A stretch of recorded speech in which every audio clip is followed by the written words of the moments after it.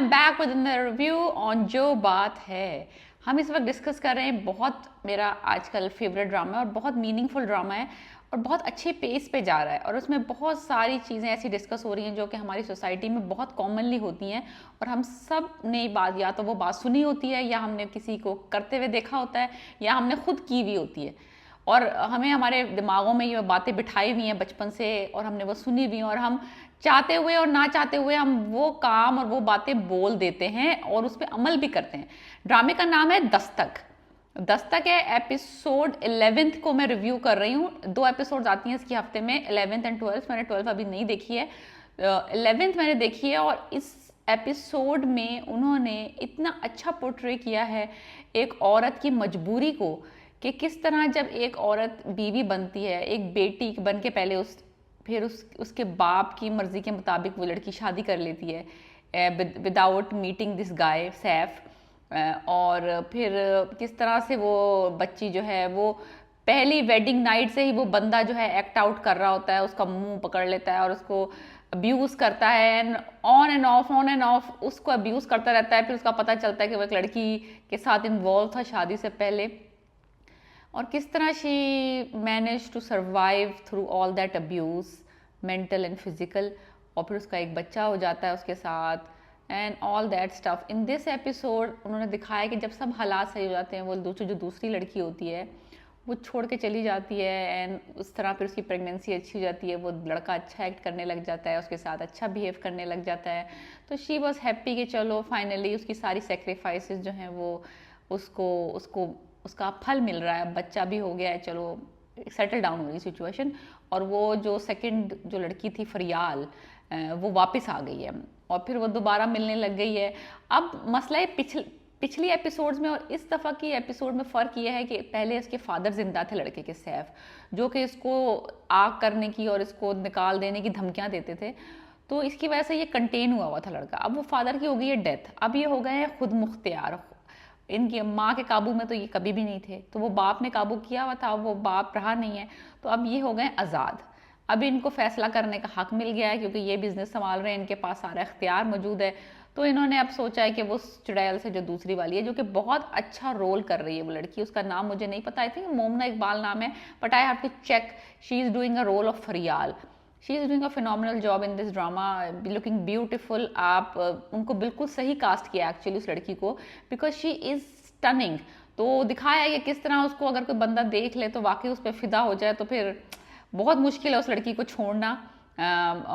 यानी कि अगर इतनी ब्यूटीफुल हैं वो माशाल्लाह से, तो वो वापस आ गई हैं और नाउ ही सैफ जो है वो शादी करना चाहते हैं सेकंड।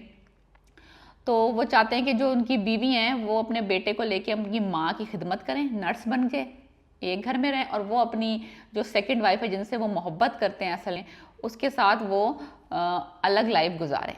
तो यानी कि जो पहली बीवी है वो कुर्बान, यानी कि वो क्योंकि वो उनकी पसंद की नहीं थी तो वो अपनी माँ के लिए उसको वक्फ कर दिया है उन्होंने, और बेटे को पालें और बस उसी में खुश रहें मेरे नाम के साथ। You are first wife, you have my son, just stay with my mother and nobody will kicking you, this is your house. House का अचार डालना है, माँ की खिदमत तुम खुद करो। ये कहाँ लिखा है कि माँ की खिदमत वो करेगी? माँ को खिदमत करवाओ ना सेकंड बीवी से, सेकंड बीवी जो आ रही है उससे माँ की खिदमत कराओ, लेके जाओ माँ को, उसके साथ रखो, इसको दो घर पूरा, अगर तुमने इतना ही काम करना है तो। नहीं, तुमसे मेरी माँ बहुत मोहब्बत करती है।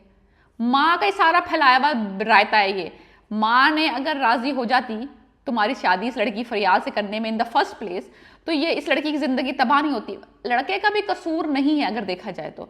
मैं ये नहीं कहती कि सारा का सारा ब्लेम जो है वो सैफ पे डालना चाहिए, बिकॉज सैफ टोल्ड अपने पेरेंट्स को कि भाई मैंने इस लड़की से शादी नहीं करनी, आई लाइक फरियाल, मुझे शादी करने दो फरियाल से। लेकिन उन्होंने उसको इमोशनल, फिजिकल, मैं हम तुम्हें आग कर देंगे, हमें तुम्हें छोड़ देंगे, कह कू के उसकी जबरदस्ती शादी करवाई किरण से। तो असल में फॉल्ट जो हुआ ना वो पेरेंट्स की जजमेंट का हुआ, कि ये पेरेंट्स जो होते हैं ना सिर्फ कि लड़कियों को अब्यूज करते हैं, फोर्स करते हैं to get married to unwanted people, लड़कों को भी सब करते हैं। और ये लड़कों का भी विचारों के साथ होता है ये हमारी सोसाइटी में, कि उनको प्रेशराइज किया जाता है, हमने तुम्हें इतना पाला, हमने तुम्हें इतना पोसा, हमने तुम्हें इतनी तालीम दिलाई, तुम हमारे लिए ये नहीं करोगे, तुम हमें बुढ़ापे में रोल दोगे, अब तुम इस खानदान की लड़की लेके, इस तरह की बातें कर रही हैं। उसको इमोशनल करने के लिए। तो लड़के ने अब फिर एक्ट आउट होना है, जब वो बाप जब तक जिंदा था वो कंटेन था, अब बाप गए हैं, अल्लाह को प्यारे हो गए, अब तो आज़ाद हो गए। तो फिर इसी तरह होता है, जब आप माँ बाप इस तरह से सप्रेस करते हैं बच्चों की फीलिंग्स को, तो फिर ऐसे ही होता है। सैफ ने कभी भी ये बात छुपाई नहीं थी अपने माँ बाप से, कि भाई उसने छुपाई हुई थी, उसने सब शुरू से बताया हुआ था। माँ बाप ने जिंदगी तबाह की है, सैफ की भी, किरण की भी। तो अब भुगतो। अब वो बैठी हुई अपने पोते को लेके कि वो पोता ले जाएगी, पोता तो लेके जाएगी, वो उसका बेटा है, उसने पैदा किया है, तुम अपने बेटा तुमसे संभल नहीं रहा, तुम पालोगी इस बच्चे को, तुमसे बिस्तर से तो उठा नहीं जा रहा। एनीवेज वो लड़की ने अब इस दफ़ा अपने पंजे निकाल लिए हैं। मुझे बहुत खुशी हुई देख के कि वो शी इज़ फाइटिंग बैक। अभी तक वो चुप थी किरण जो है, लेकिन क्योंकि द डिफरेंस इज दिस, जब तक एक लड़की अपने लिए फाइट कर रही होती शायद वो इतनी स्ट्रांगली फाइट ना करे, लेकिन जब बात आती है उसकी अपनी औलाद की, जब वो माँ बनती है, मे बी बीवी इतना अपने लिए अपने राइट्स के लिए फाइट नहीं करेगी, लेकिन एक माँ अपने राइट्स, अपने बच्चों के राइट्स के लिए बहुत विशेष हो जाती हैं। तो आई 100% सपोर्ट हर कि भाई वो जिस तरह फाइट कर रही है अपने बेटे के लिए कि उसके राइट है, तुम उसके बेटे के बाप हो, तुम काबू में रखो अपने emotions, now you are a father. पहले बात और थी, तो उसने कहा है कि मैं बीवी थी पहले, जब मैं तुम्हारी बातें बर्दाश्त करती थी, अब मैं बीवी नहीं हूँ, अब मैं एक माँ भी हूँ। तो माँ जो होती है वो यानी कि दैट्स अ गुड थिंग कि भाई उसने अपने बेटे के लिए उसने आवाज़ उठाई है, अपने बात की है, आवाज़ निकाली है, अपने बाप माँ को बोला है, अपनी सास को बोला है रोको ये क्या हो रहा। और मज़े की बात ये है कि मुझे समझ नहीं आई किस डिल्यूजन में रह रही थी।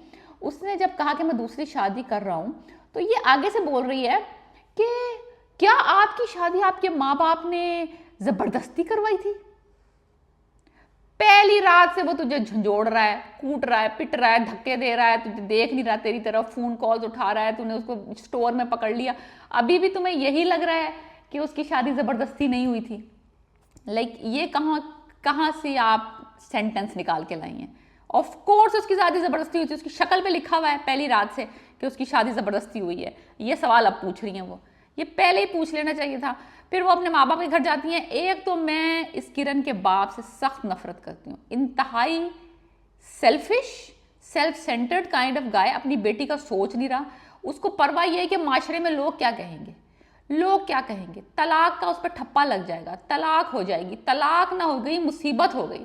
ये तलाक का नाम लेके इतनी लड़कियों को अब्यूज़ किया जाता है पूरे हमारे माशरे में कि भाई तुम पे तलाक का लेबल लग जाएगा। तो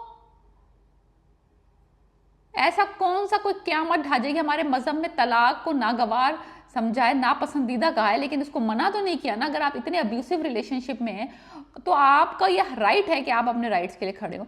तो उसमें ये दिखाया है कि माँ बाप ही सपोर्ट नहीं करते अपनी बेटियों को कि भाई बस एक दफ़ा तुम्हें बिहा दिया तो अब तुम्हारी लाश उस घर से आनी चाहिए। तो ये वाला जो दिखाया है इस ड्रामे में is very real and it's very happening right now in our society. ये होता है हमेशा कि तलाक से तो बेहतर है कि तुम इज्जत से उसकी माँ और उसके घर में बैठी रहो, तुम्हारे बेटे को उसका नाम चाहिए। ना उस बच्चे को उस बाप का नाम तो ऑलरेडी मिल गया है ना, नाम उसका है, वो उसका बाप ही रहेगा। तलाक नो तलाक डज नॉट मैटर, लेकिन बस ये इमोशनल के उसको वालिद का साया चाहिए। वालिद तो जा रहा है दूसरी लड़की के साथ, वो तो पलट के देखेगा भी नहीं।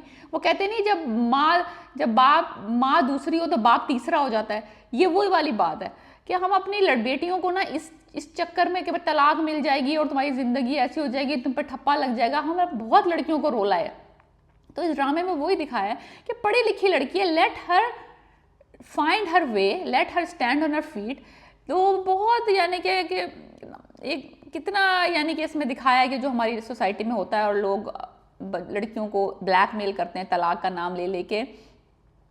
फिर दिखाया है कि कितना मुश्किल होता है एक माँ का अपने लिए फैसला करना, अपने बच्चे को एक साइड पे रखे।